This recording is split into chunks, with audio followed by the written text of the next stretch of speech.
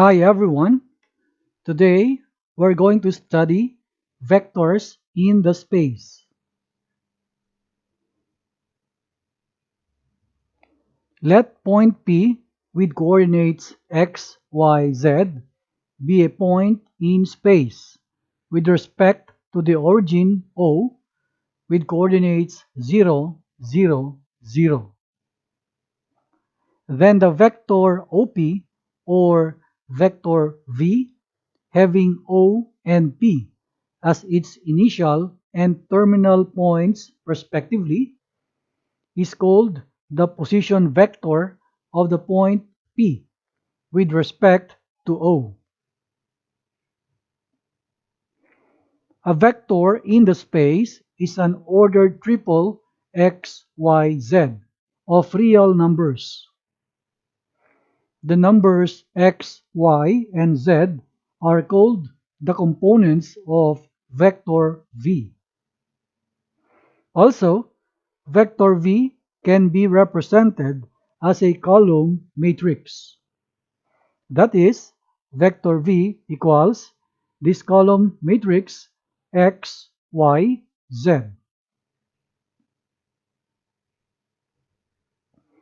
Let us study magnitude of vectors in the space. The magnitude or length of vector V in the space is given by, we use this notation.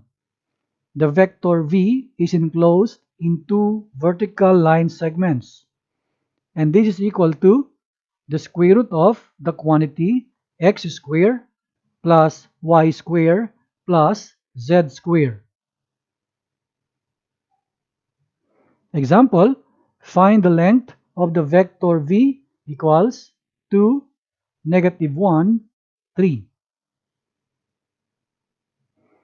Let us write our formula here, then let us substitute the corresponding values. This is equal to the big square root 2 squared plus the square of -1 plus 3 squared. Simplifying now, we have this square root of the quantity 4 plus +1 plus 9.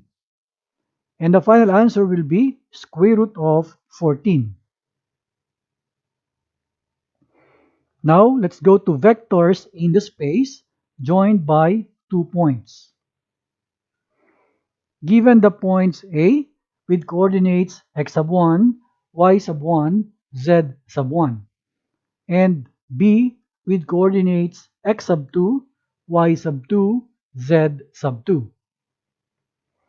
The vector joining 2 points is given by, this is our notation, AB, and there's an arrow on top.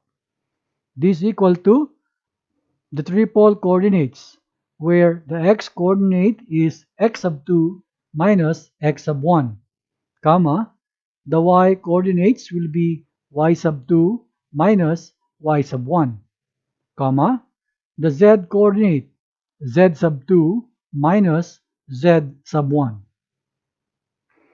This formula is also called the component form of the vector AB.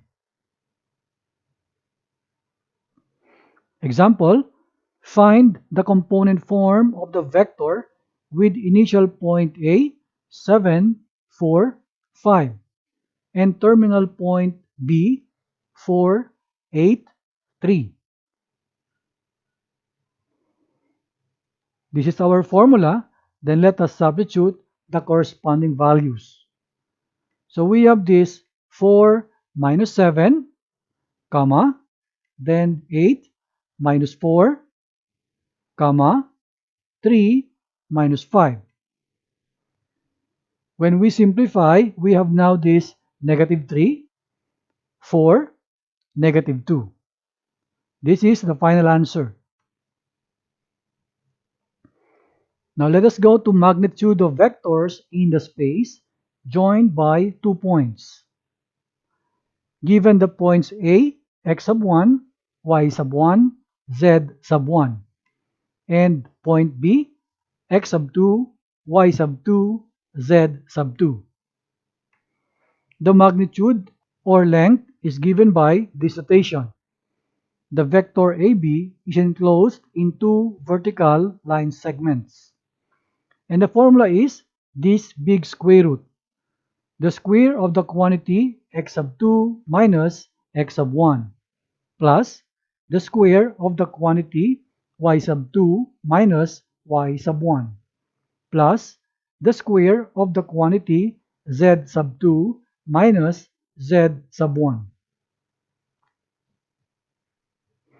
Example, find the length of the vector with initial point A, 7, 4, 5, and terminal point B, 4, 8, 3. Our formula is written here, then let us substitute the corresponding values. So we have now this big square root. We have the quantity 4 minus 7, and this is squared, plus the 8 minus 4 is now squared, plus this 3 minus 5 is also squared. Then let us simplify further. 4 minus 7 is negative 3, then this is squared, plus 8 minus 4 is 4, we put the square, plus 3 minus 5 is negative 2, and this is squared. So we have now this positive 9 plus 16 plus positive 4. And the final answer will be square root of 29. I hope you learned something from this video. See you again next time.